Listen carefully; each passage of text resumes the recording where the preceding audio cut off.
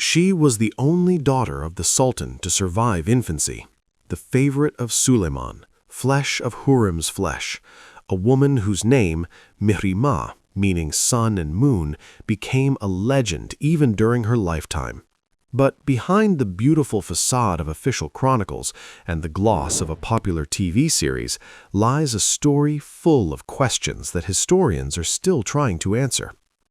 Popular culture has cemented in our minds the image of Mihrimah, a girl married off to the unloved but influential Rüstem Pasha, a victim of palace intrigues and simultaneously a skilled political chess player.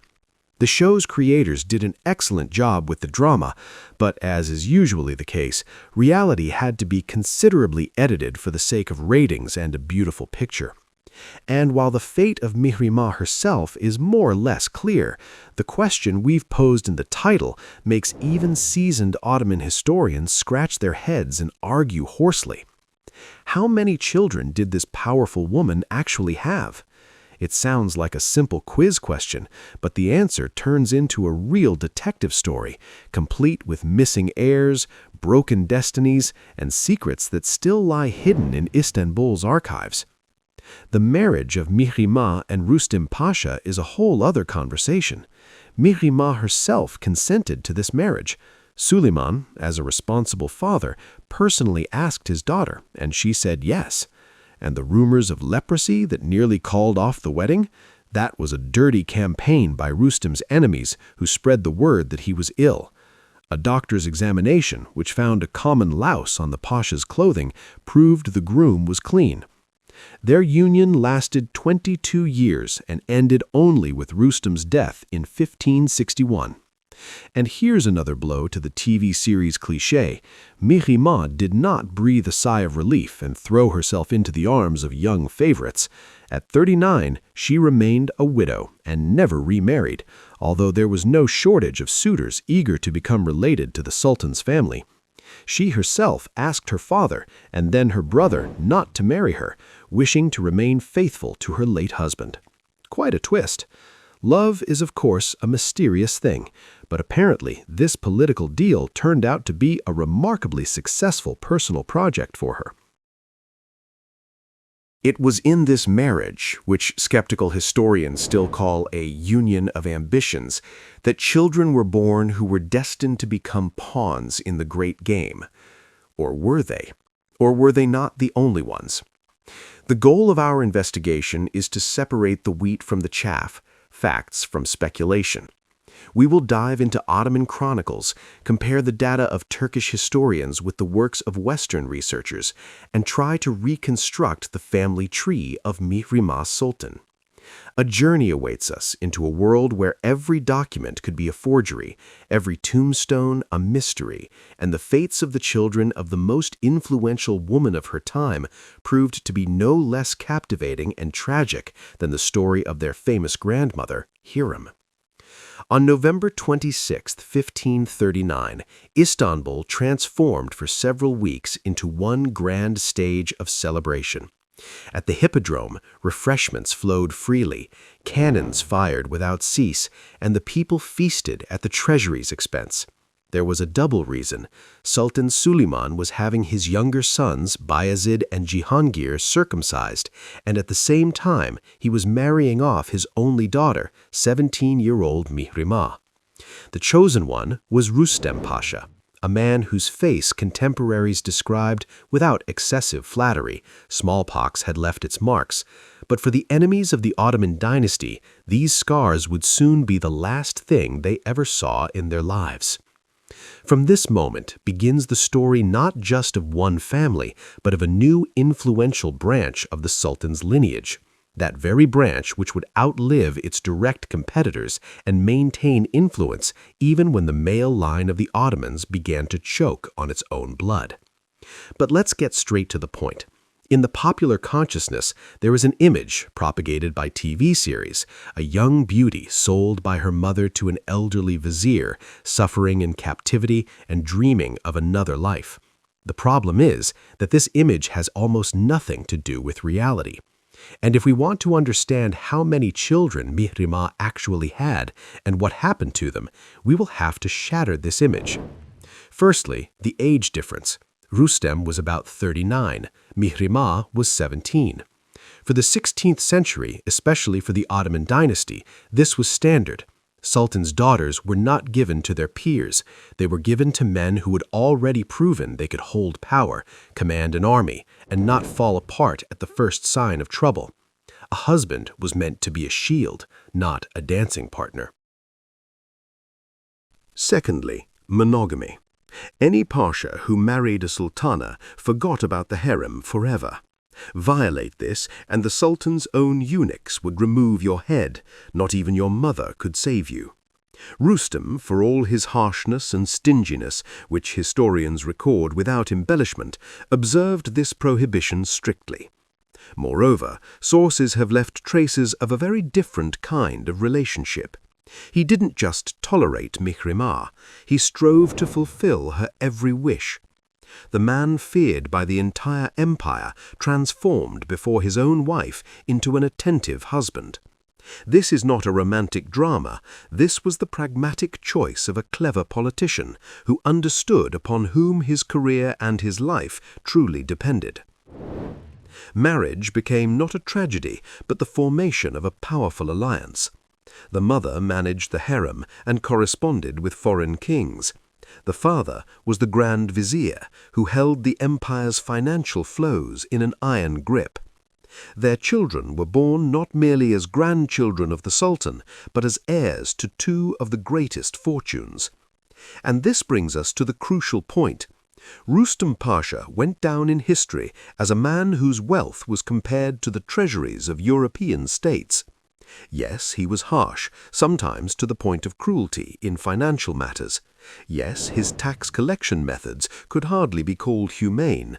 But the fact remains, when he died, his fortune did not go to the state treasury, as usually happened with disgraced viziers. Thanks to Mihrimah and her influence, everything remained within the family. Their children, their daughter Aisha and son Osman, received a unique status, Sultanzade and Hanem Sultan. Formally, they could not claim the throne. Power was transferred strictly through the male line, from father to son.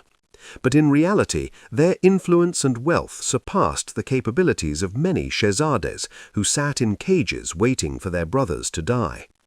Mihrimah's children saw from childhood how the world really worked. The psychological climate in the family, as far as can be judged from surviving letters and indirect evidence, was businesslike and respectful. Without the emotional strain, without the dramatics of TV series. It was a business partnership that proved stronger than any romantic intrigues.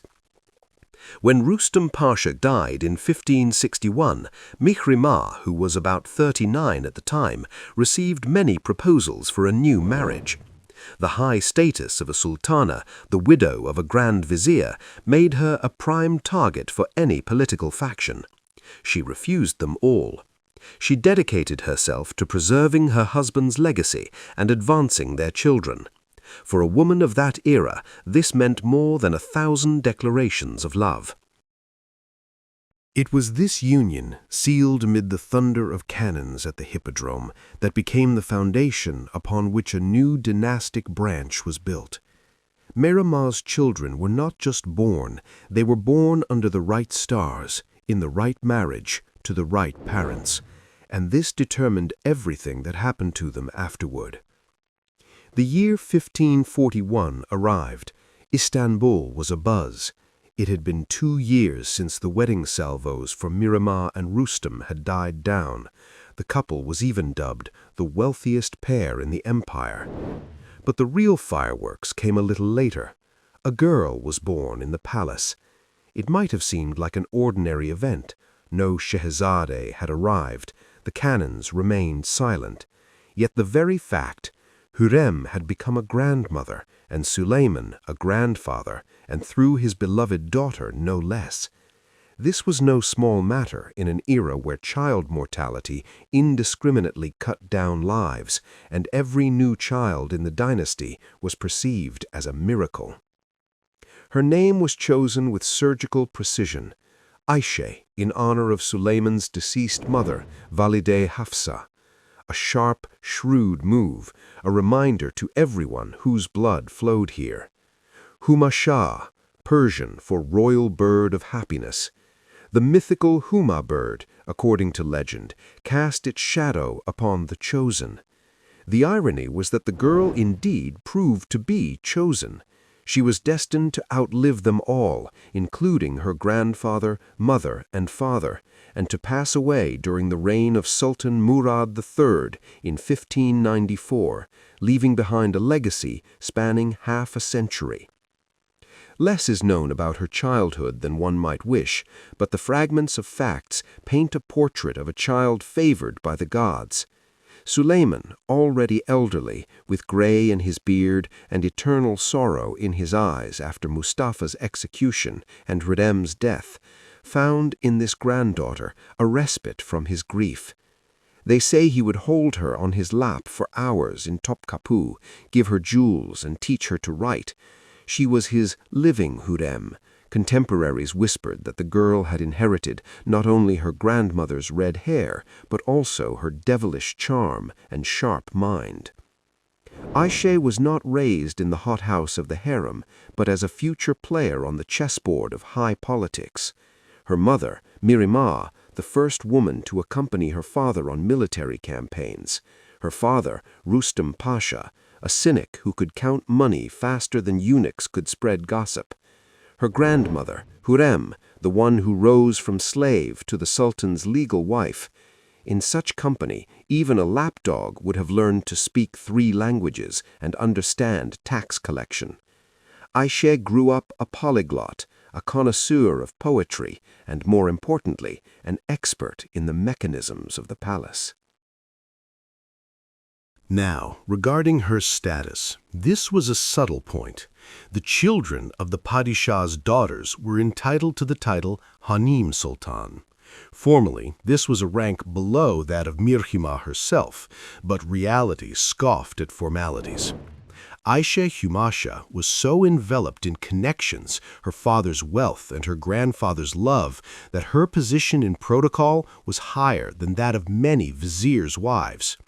When her uncle, Selim II, the famed wine lover, ascended the throne in 1566, her influence not only did not wane, but grew stronger.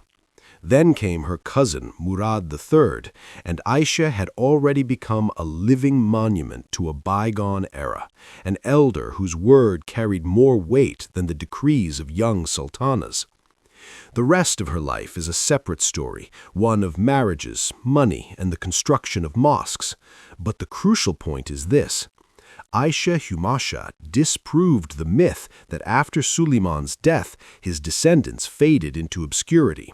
She survived, she thrived, and when she passed away in 1594, the empire lost not just a granddaughter of the great Padishah, but the last thread connecting the Golden Age with a new, far more cynical era. Aisha is the ideal candidate for the title of the lace-wrapped power behind the throne. She didn't just bear a title, she managed reality, using marriage as a tool for negotiation and her personal fortune as leverage. Her life after childhood wasn't a series of love dramas, but a cold-blooded strategy for maintaining and increasing the power of her family clan. Herein lies the key difference between Aisha and most women of that era. Her fate did not depend on her husband, quite the opposite. Possessing a colossal fortune inherited from her father, the vizier Rüstem Pasha, a man unpopular with the masses, but whose wealth commanded respect, and the noble blood of the dynasty, she herself became a springboard for the careers of her chosen spouses. She was not an accessory to a man, but an investor backing a promising candidate. First marriage, continuity of power. In 1561, having barely had time to mourn her father, the young Aisha Humasha married. Her chosen one was Semmes Ahmed Pasha. The choice reeked not of romance, but of high-stakes politics. Her mother, Mihrimah, and her grandfather, Suleiman, were not just seeking a son-in-law, but a successor to Rüstem's legacy, and they found one. Semmes Ahmed was a quintessential self-made man who was given a unique chance. Marrying the Sultan's granddaughter acted as a magical springboard. From a mere pasha, he transformed into a candidate for the Grand Vizierate. History performed a somersault, and Aisha's marriage became a mirror image of her parents' union. Just as Rüstem had once married Mihrimah and risen to the pinnacle of power, now the new son-in-law received the same career elevator. This union lasted nearly 20 years, and it was a time of peak flourishing. Aisha Humasha bore her husband at least 5 sons. Some historians insist on up to 8 children, but palace records tend to lose infant names like old socks in a washing machine. And this is where things get truly interesting. Her sons, Abdurrahman, Mehmed, Shahid Mustafa, and Osman, did not dissolve into the shadows of the harem. They stepped into the light. Thanks to their mother's influence and connections, they attained positions as Sanjak Beys and viziers. Think about it. Suleiman's great-grandchildren, through the female line, officially governed provinces and sit in the imperial council on equal footing with direct heirs to the throne. This is not just a family gathering. This is the creation of a powerful clan, loyal to the Ottoman house, yet holding its own substantial piece of power. In 1579, Semmes Ahmed Pasha finally receives the coveted seal of the Grand Vizier. For Aisha, this is the peak. She is the wife of the most powerful man in the state, the daughter of a sultana, and the granddaughter of Suleiman himself. It would seem she could rest on her laurels, but fate's irony is cruel. A year later, the pasha dies. Aisha Humasha is left alone with a multitude of children, money, and connections. And, as it turns out, this is far from the end of the game. Second marriage, an alliance with the intellectual elite. Widowed, Aisha does not retreat into the shadows, nor don mourning clothes for the rest of her days. She makes an unexpected move. In 1582, Istanbul buzzes with gossip. Suleiman's granddaughter is marrying Nishanji Feridun Ahmed Bey, a man known not for military campaigns, but for his inkwell and pen, a historian, a chronicler, an intellectual. This marriage breaks all patterns. If the first union was about politics and the army, the second is about culture and status. Aisha demonstrates that she is interested not only in viziers, but also in those who shape ideology. The wedding is celebrated worldwide. Foreign ambassadors dash off dispatches describing the unprecedented luxury. The main sponsor of the celebration is the bride herself. She personally pays for the banquet, which for a patriarchal society is a mild cultural shock. Alas, this union lasted only 11 months. Feridun Bey dies in 1583, but the very fact of such a marriage speaks louder than any words.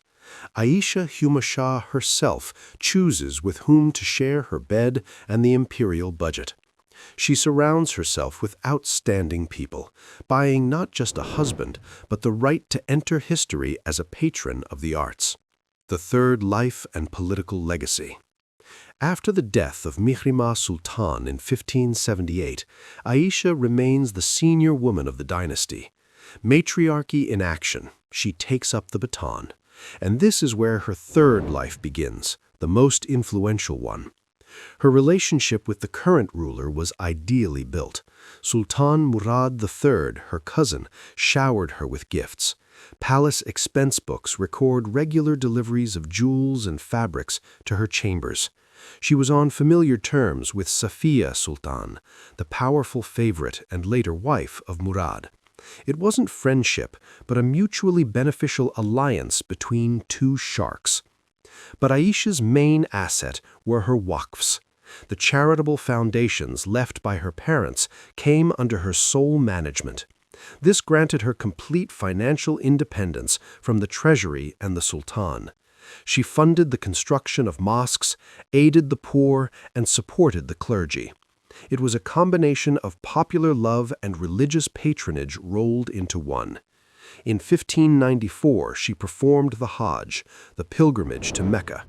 For a woman of that time, this was an act bordering on a heroic feat.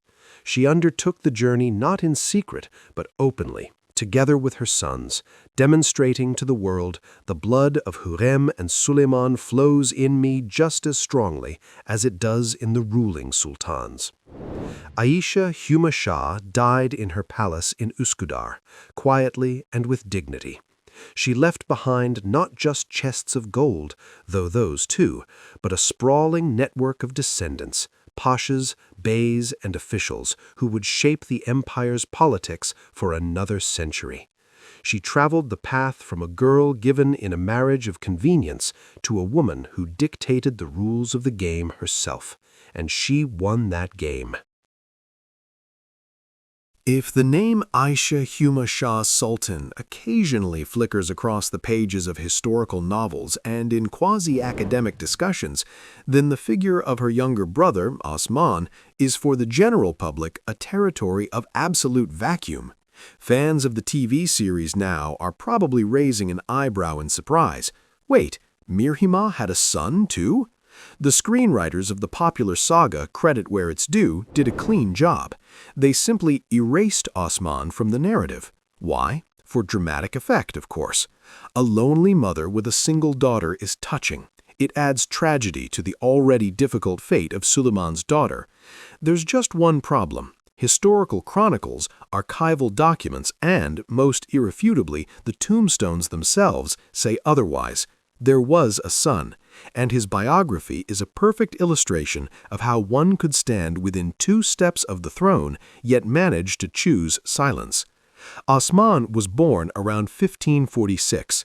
By that time, the marriage of Mihrimah and Rüstem Pasha had long moved past the adjustment phase and transformed into a well-oiled political and financial machine.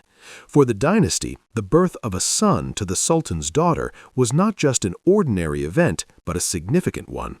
And here we must pause for a moment to consider the terminology that would define the child's destiny from the cradle. Sons born to the Padishah's daughters were called Sultanzadeh. At first glance, this seems similar to the title Shehzadeh, but the difference between them is, quite literally, like the difference between life and death. Shehzadehs are the flesh and blood of the ruling line, the sons of the sultan. They are the contenders.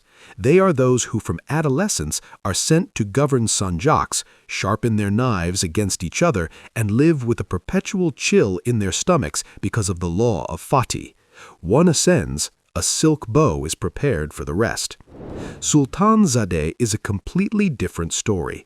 Sultanzadeh Osman had no rights to the throne, none whatsoever. And strangely enough, this was the best privilege one could possibly imagine in the 16th century Ottoman Empire. He was untouchable. He faced no threat of execution at the hands of his uncles, Shehzadeh Salim or Shehzadeh Bayezid, who were on the verge of tearing each other apart. Osman was outside this meat grinder. He could grow up in peace, receive an education, sire children, and accumulate wealth without constantly looking over his shoulder for the executioner bearing a death warrant. He grew up, of course, in anything but modest surroundings. His father, Rüstem Pasha, at the time of his son's birth, was already the Grand Vizier and, concurrently, the man with the fattest purse in the empire, after the imperial treasury, of course. Osman's childhood was spent amidst the luxury of the palaces and estates inherited from his father. Given Rüstem's meticulous character, who liked everything to be in its place, and the ambitions of Mihrimah, who had received the finest education at the court of Suleiman, there is little doubt the boy was taught by the best minds. Languages, the Quran, history, calligraphy, the basics of state administration, the standard gentleman's kit for an elite offspring. But here's the interesting part. Rüstem Pasha, for all his love of money and comfort, had fought his way to the top with his elbows, stepping over corpses and paving his path with intrigue. Osman, however, was born at the summit. He had no need to fight or scheme. His place in the sun was reserved for him from his very first breath. And, in all likelihood, this fact played a cruel trick on him in the eyes of historians, or, conversely, became his greatest stroke of luck. There is one peculiarity in the career of Sultanzade Osman that immediately catches the eye of researchers: his astonishing political passivity. He seemed to demonstratively avoid all those paths that led to real power, especially given his connections: the son of a vizier, the grandson of a sultan. The doors to any province, any sanjak were open before him. He could have become a governor, an admiral, a vizier. If his mother had wanted it, she could have pushed through any appointment. Osman did indeed hold positions. Chronicles mention him as the Sanjak Bey of Karahisar and a couple of other secondary regions. But this was an honorable exile, not an ambitious rise.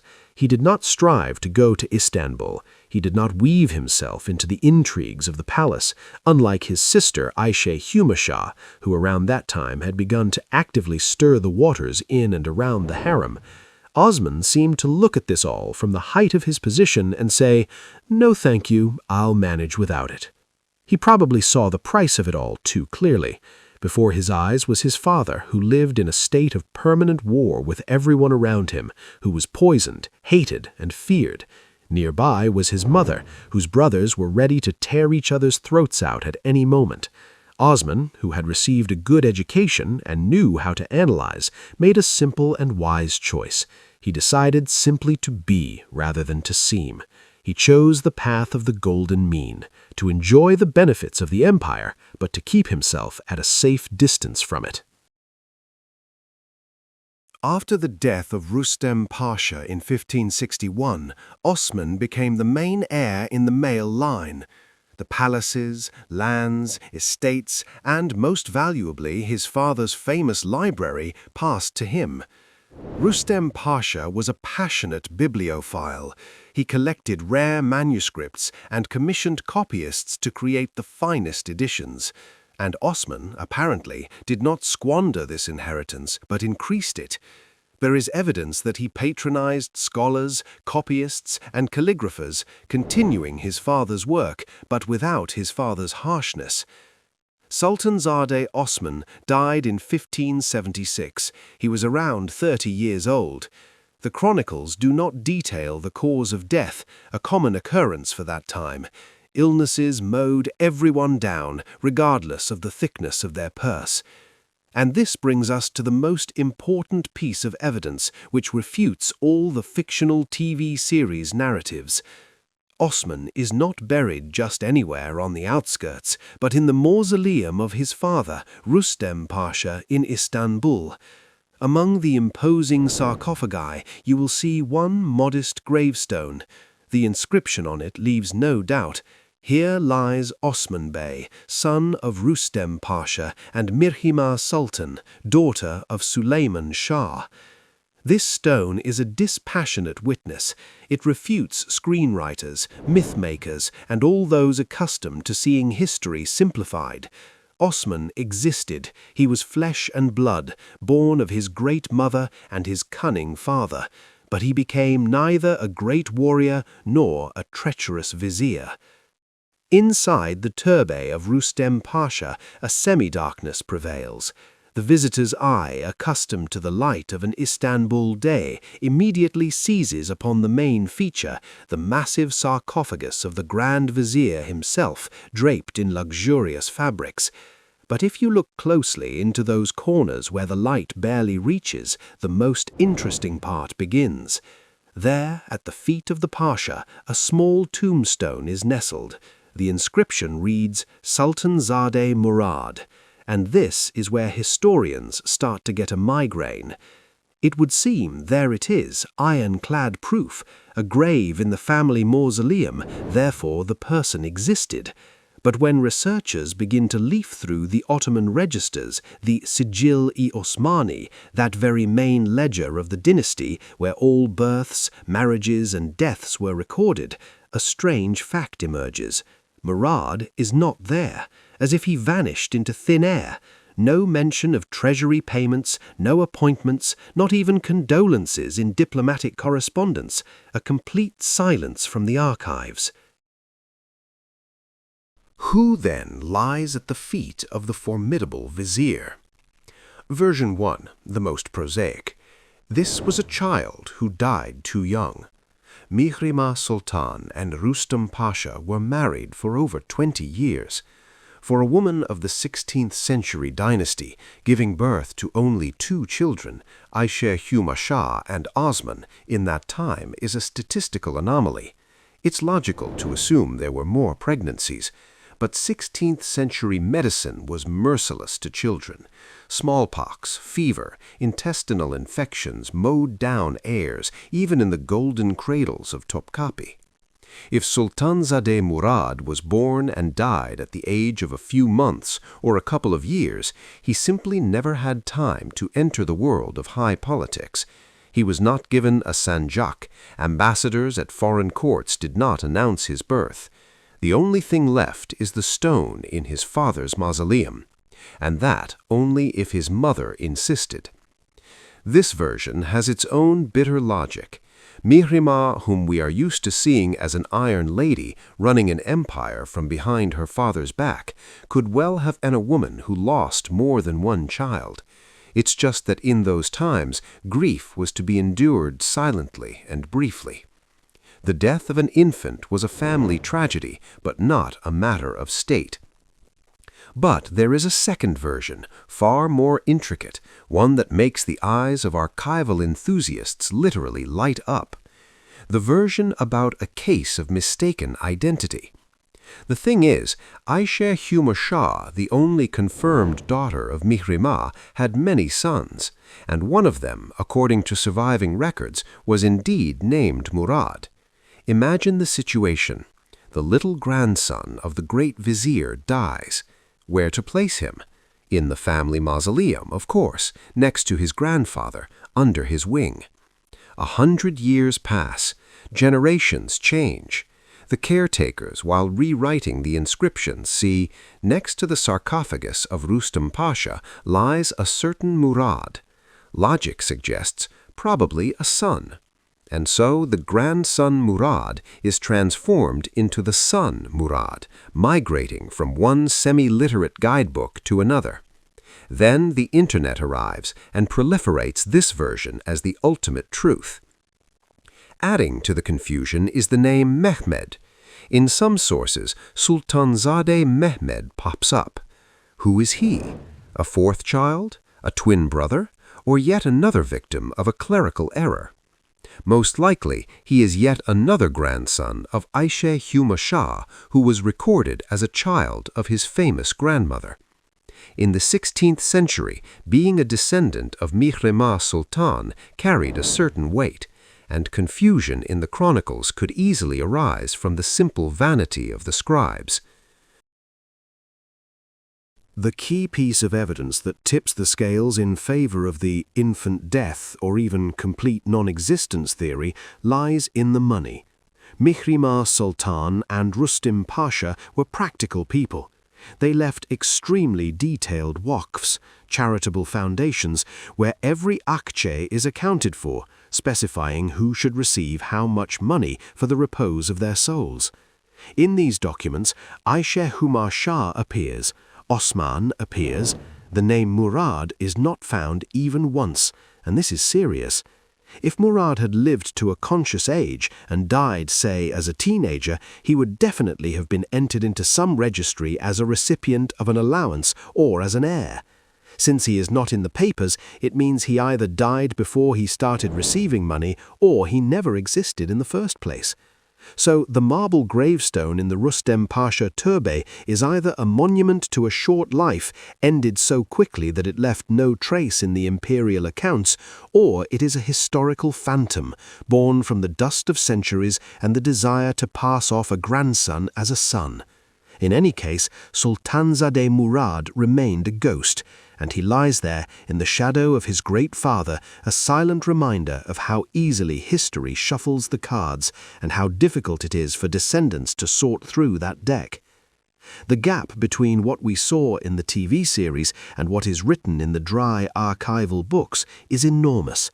In the series, Mihrimah Sultan is presented to us as a deeply unhappy woman.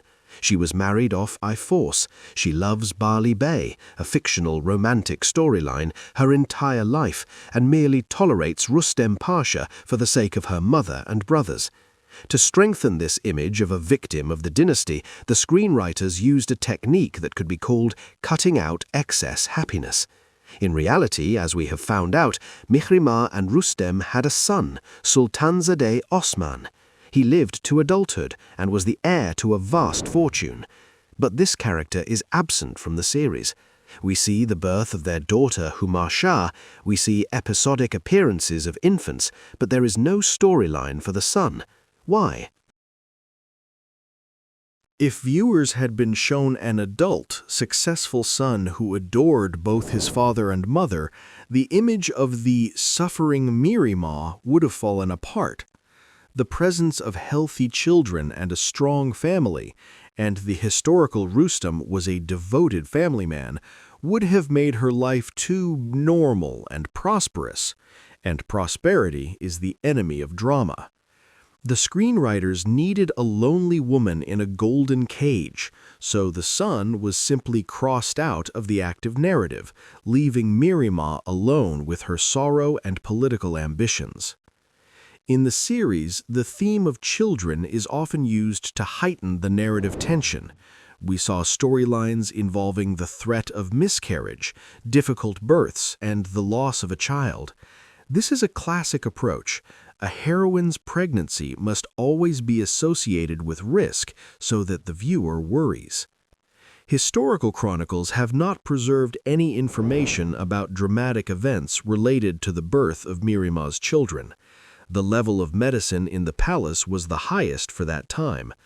Moreover, the very fact that she had at least 2 surviving children, Aisha and Osman, in an era of high mortality, speaks to the Sultan's daughter's good health. In the series, however, the emphasis is shifted. Motherhood is shown not as a joy, but as another battlefield. Children become pawns in Hurrem's war against her enemies. The real Mihrimah, judging by letters, enjoyed motherhood in a much calmer environment, being protected by the authority of her husband, the vizier. Another significant distortion concerns Rüstem's attitude towards children. In the series, the actor Ozan Güven brilliantly played a complex, ambitious, and tough man. His love for Mihrimah is shown as obsessive, and his feelings for the children are more functional. In reality, Rüstem Pasha was a completely different person within his family circle. European ambassadors, who despised him for his intransigence in politics, noted with surprise his deep affection for his wife and children. He spent enormous sums of money to secure their future. The on-screen Rüstem was harsh and unpleasant, but the real one, caring and dependable, remained off-camera. In the series, Mihrimah's daughter Aisha Humasa is shown mainly as a child and teenager. She is a sweet girl who loves her parents but does not play an independent role. This is a distortion of both chronology and significance. By the time of Suleiman's death, the series finale, the real Aisha Humasa was already 25 years old. She was married to a future vizier, had her own children, and wielded political influence. She was not just a daughter, but an active player, an heir to the Sultanate of women. By focusing on the conflict between Suleiman's sons, Selim and Bayezid, the series missed the opportunity to show the rise of a new, powerful woman of the dynasty. Reality was duller for television, but happier for Mihrimah herself. She did not suffer in empty chambers. Instead, she managed a vast family, built mosques, and raised her grandchildren, surrounded by respect and love, including from her own children.